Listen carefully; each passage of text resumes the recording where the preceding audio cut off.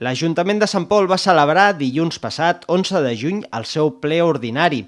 Durant el ple es va aprovar mantenir el conveni entre l'Ajuntament i la Fundació Coromines, que contempla una subvenció de 15.000 euros anuals per al manteniment de la biblioteca de Can Coromines.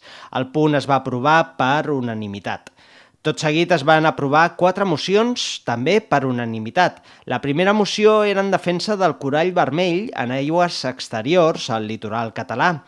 Instava al govern espanyol a que revoqui les llicències que permeten l'extracció i la venda d'aquest corall vermell.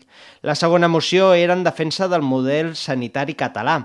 La tercera moció mostrava el seu rebuig a la violència que han provocat en les darreres setmanes persones relacionades amb l'extrema dreta. El portaveu d'Iniciativa per Catalunya, Bernat Ferrer, va mostrar-se alleugerit perquè dins del ple no hi hagués cap partit polític que volgués dividir la societat catalana.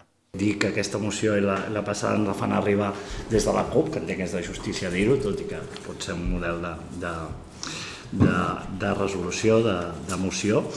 I en tot cas dir que entenc que la presentem com a ple, ja que no, gràcies a Déu, no tenim cap representant de cap partit que defensi la violència o que aprofiti o que motivi la divisió entre catalans. L'última moció aprovada donava suport al professorat de l'Institut Palau de Sant Andreu de la Barca. En llegir el seu contingut l'alcaldessa Montserrat Garrido. L'Ajuntament de Sant Pol de Mar acorda, primer, mostrar la solidaritat amb el professorat i tota la comunitat educativa de l'Institut al Palau de Sant Andreu de la Barca, així com altres que puguin trobar-se en situació similar.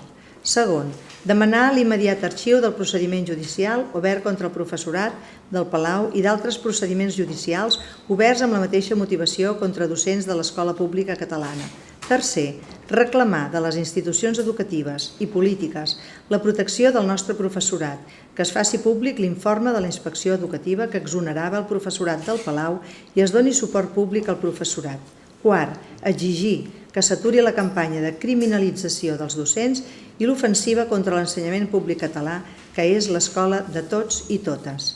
El portaveu d'Esquerra Republicana, Albert Font, va recordar que cap veí o veïna de Sant Pol s'havia vist implicat en cap dels supòsits d'aquestes dues últimes mocions, però tanmateix va voler remarcar que el ple agafava aquest compromís de cara al futur. Les dues últimes tenim la sort que no tenim cap veí de Sant Pol que li afecti directament cap de les motivacions de les dues, però que tinguem el record tots a l'arxiu guardat de que estem agafant un compromís. Per tant, en qualsevol moment pot ser que sí que ens veiem implicats i que ens en recordem que aprovem les mocions, que no només és un gest, sinó que és un compromís. La gran sorpresa del ple, però, va produir-se durant el Pregs i Preguntes. Es va fer públic la renúncia de la regidora Verònica Martí.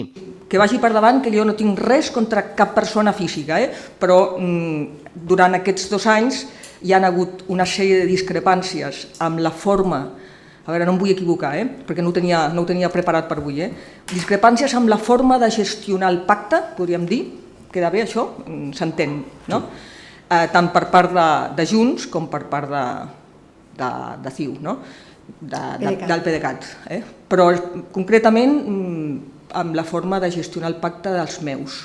Per la seva banda, el portaveu de Junts per Sant Pol, Josep Parada, va explicar que oficialment Verònica Martí encara forma part del grup municipal. Oficialment encara pertany al grup de Junts per Sant Pol perquè hem de presentar a la secretaria de l'Ajuntament la seva baixa com participant del nostre grup i, dic, oficialment encara és de Junts per Sant Pol, però extraoficialment o oficiosament ella des del dia 4 va dir que deixava el partit, el nostre partit, i les seves regidories, que sortiria de l'Ajuntament.